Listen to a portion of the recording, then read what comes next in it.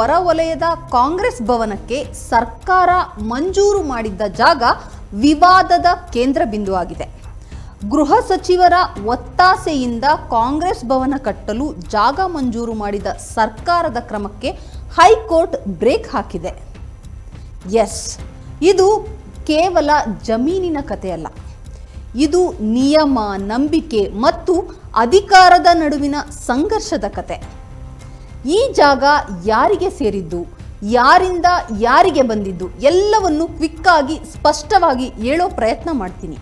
ಈ ಸ್ಟೋರಿಯನ್ನು ಸಂಪೂರ್ಣವಾಗಿ ನೋಡಿದ್ರೆ ಈ ವಿವಾದ ಏನು ಅಂತ ನಿಮಗೊಂದು ಸ್ಪಷ್ಟತೆ ಸಿಗುತ್ತೆ. ವೀಕ್ಷಕರೇ, ಈ ವಿವಾದಿತ ಕಾಂಗ್ರೆಸ್ ಭವನದ ಜಾಗ 1942ರಲ್ಲಿ ಮೈಸೂರು ಮಹಾರಾಜರ ಕಾಲದಲ್ಲಿ ತುಮಕೂರಿನ ಮರಳೂರು ಗ್ರಾಮದ ಸರ್ವೆ ನಂಬರ್ 87/1 ಮತ್ತು 87/2ರಲ್ಲಿ ಸುಮಾರು 4 ಎಕರೆ ಜಮೀನನ್ನು ಸಾರ್ವಜನಿಕರ ಉದ್ದೇಶಕ್ಕಾಗಿ ನೀಡಲಾಗಿತ್ತು. ಈ ಜಾಗದಲ್ಲೇ ಪಾಲಿಕೆ ನಗರದ ಕಸ ವಿಲೇವಾರಿ ಕಾರ್ಯಗಳಿಗೆ ಬಳಸ್ಕೊಳ್ತಾ ಇತ್ತು. ಆದರೆ ಸಿದ್ದರಾಮಯ್ಯ ನೇತೃತ್ವದ ಕಾಂಗ್ರೆಸ್ ಸರ್ಕಾರ ಅಧಿಕಾರಕ್ಕೆ ಬಂದ ಬಳಿಕ ಜಿಲ್ಲಾ ಉಸ್ತುವಾರಿ ಸಚಿವ ಜಿ ಪರಮೇಶ್ವರ್ ಅವರ ಒತ್ತಾಸೆ ಮೇಲೆ ಈ ಜಾಗವನ್ನು ಅಧಿಕಾರದ ದುರ್ಬಳಕೆಯಿಂದ ರಾಜೀವ್ ಗಾಂಧಿ ಭವನ ಟ್ರಸ್ಟ್ ಹೆಸರಿಗೆ ಮಂಜೂರು ಮಾಡುವ ನಿರ್ಧಾರವನ್ನು ರಾಜ್ಯ ಸಂಪುಟ ಸಭೆಯಲ್ಲಿ ಕೈಗೊಳ್ಳಲಾಗಿದೆ ಅಂತ ಬಿಜೆಪಿಗರು ಆರೋಪಿಸಿದ್ದಾರೆ. ಸದ್ಯ ಈ ಕಾಂಗ್ರೆಸ್ ಭವನ ನಿರ್ಮಾಣಕ್ಕೆ ಸಂಬಂಧಿಸಿದಂತೆ ಹೈಕೋರ್ಟ್ ವಿವರಣೆ ಕೇಳಿ ನೋಟಿಸ್ ನೀಡಿದೆ. ಈ ವಿವಾದದ ಹಿನ್ನೆಲೆಯ ಹೋರಾಟವನ್ನ ಹೇಳ್ತೀನಿ ಕೇಳಿ.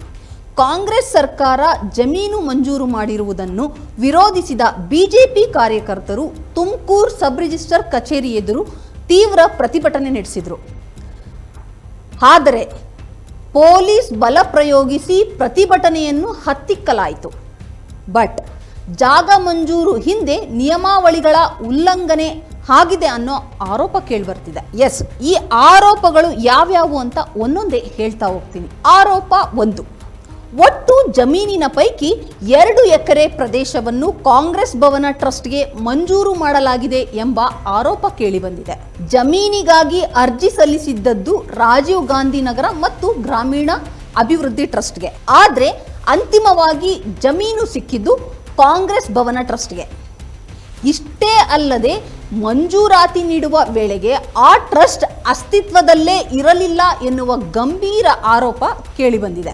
ಆರೋಪ ನಂಬರ್ 2, ಸಾರ್ವಜನಿಕ ಉದ್ದೇಶಕ್ಕಾಗಿ ಮೀಸಲಿದ್ದ ಜಮೀನು ಖಾಸಗಿ ಸಂಸ್ಥೆಗೆ ಹೋಗಿರುವುದಷ್ಟೇ ಅಲ್ಲದೆ ಆ ಸಂಸ್ಥೆಯ ಉದ್ದೇಶವೇ ಸ್ಪಷ್ಟವಾಗಿಲ್ಲ ಎಂಬುದು ಮತ್ತೊಂದು ಪ್ರಶ್ನೆ. ಈ ಹಿನ್ನೆಲೆಯಲ್ಲಿ ಗೋಪಾಲಕೃಷ್ಣ ಎನ್ ಅನ್ನುವವರು ಹೈಕೋರ್ಟ್ಗೆ ಸಾರ್ವಜನಿಕ ಹಿತಾಸಕ್ತಿ ಅರ್ಜಿ ಸಲ್ಲಿಸಿದ್ರು. 3ನೇ ಆರೋಪ ಏನಂದ್ರೆ, ಮಾರುಕಟ್ಟೆ ದರದ ಪ್ರಕಾರ ಸುಮಾರು 23 ಕೋಟಿ ರೂಪಾಯಿ ಮೌಲ್ಯದ ಈ ಜಮೀನು ಕೇವಲ 17 ಲಕ್ಷ ರೂಪಾಯಿಗಳಿಗೆ ಅಂದ್ರೆ ರಿಜಿಸ್ಟರ್ ವ್ಯಾಲ್ಯೂಗಿಂತ ಕಡಿಮೆ ದರದಲ್ಲಿ ಜಮೀನು ನೀಡಲಾಗಿದೆ ಎಂಬ ಆರೋಪ ಕೂಡ ಇದೆ. ಇದರಿಂದ ಸರ್ಕಾರಕ್ಕೆ ಭಾರಿ ನಷ್ಟ ತಂದಿದೆ ಎಂಬ ವಾದವೂ ಕೂಡ ಕೇಳಿ ಬರ್ತಿದೆ. 4ನೇ ಆರೋಪ ಏನಂದ್ರೆ, ಇದೆಲ್ಲದರ ನಂತರ ಪ್ರಾದೇಶಿಕ ಆಯುಕ್ತರು ಈ ಜಮೀನನ್ನು ಖಾಸಗಿ ಸಂಸ್ಥೆಗೆ ನೀಡುವುದಕ್ಕೆ ಅಸಮ್ಮತಿ ಸೂಚಿಸಿದ್ರು. ಆದ್ರೂ ಅವರ ಮಾತುಗಳನ್ನು ಲೆಕ್ಕಿಸದೆ ನಿರ್ಧಾರ ಕೈಗೊಳ್ಳಲಾಗಿದೆ ಅಂತ ಈ ಅರ್ಜಿಯಲ್ಲಿ ಉಲ್ಲೇಖಿಸಲಾಗಿದೆ. ಸರ್ಕಾರಿ ನಿಯಮಗಳ ಪ್ರಕಾರ ಮಾರುಕಟ್ಟೆ ದರದಲ್ಲಿ ಮಾರಾಟ ಮಾಡಬೇಕೆಂದು ಹೇಳುತ್ತಿದ್ದರೂ ಅವುಗಳನ್ನು ಇಲ್ಲಿ ಪಾಲಿಸಲಾಗಿಲ್ಲ ಅಂತ ಹೇಳಲಾಗ್ತಿದೆ.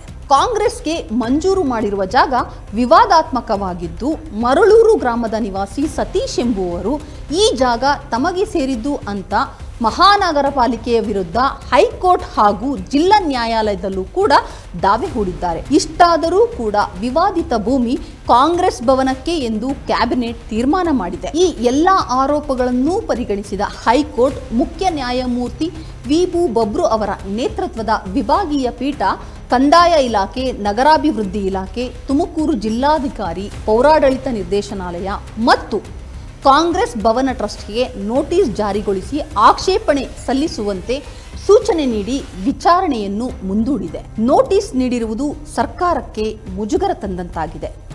ಅಧಿಕಾರ ಇದ್ದರೂ ನ್ಯಾಯದ ಕುಲುಮೆಯಲ್ಲಿ ಸತ್ಯ ಕಾದು ಬೆಳಕಿಗೆ ಪ್ರಕಾಶಿಸಲೇಬೇಕು. ಸತ್ಯ ಅನಾವರಣ ಆಗುತ್ತೆ ಅನ್ನೋದನ್ನ ಇತಿಹಾಸದ ಪುಟಗಳು ಹೇಳುತ್ತವೆ. ಇದಾಗಿತ್ತು ಇವತ್ತಿನ ವಿಶೇಷ. ನೋಡ್ತಾ ಇರಿ ಪ್ರಜಾಶಕ್ತಿ ಟಿವಿ, ಇದು ನಿಮ್ಮ ಧ್ವನಿ.